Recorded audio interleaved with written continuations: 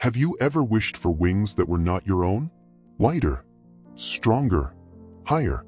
Have you ever stared at another's flight and thought, if only that were me?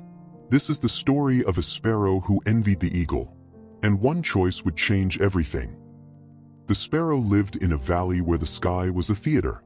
Every morning, birds rose like arrows. The eagle cut through clouds like fire.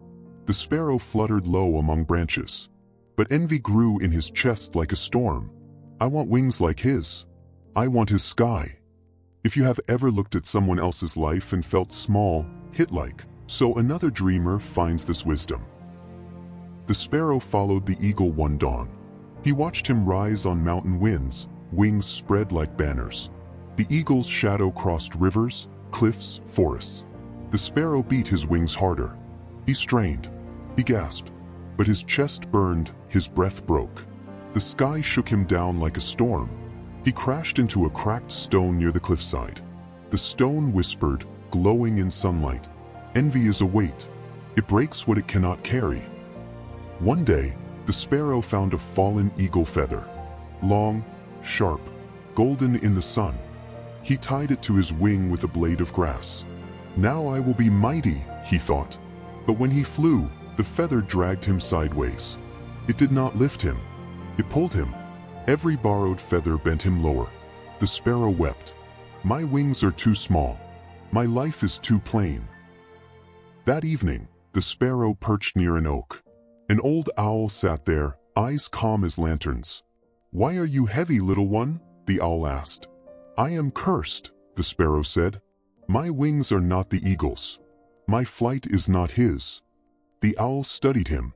"When you tried to fly with his feather, did the wind welcome you?" "No," the sparrow admitted. "It pushed me down." "When you copied his sky, did the world grow smaller?" "No," he whispered. "It grew larger, scarier." The owl closed his eyes. "Then perhaps the problem is not your wings, but how you use them."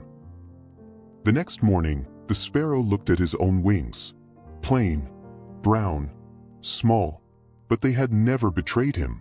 They had carried him through branches, through storms, through songs. For the first time, he spread them without shame. He leaned forward. He lifted. Not high, but steady. Not far, but real. He skimmed the river. He wove through reeds. He landed with breath in his chest, not fire in his throat. And for the first time, he smiled. Day after day, the sparrow flew his own sky. He carried twigs for nests. He darted through storms. He found seeds where no bird bothered to look. He no longer chased the eagle. He no longer borrowed feathers. He walked his own air. And something strange happened. Other sparrows watched. They whispered, "See how he moves? Not high, but sure. Not wide, but steady." The owl nodded from the oak. The value of wings is not their size. It is the sky they claim when you dare to fly.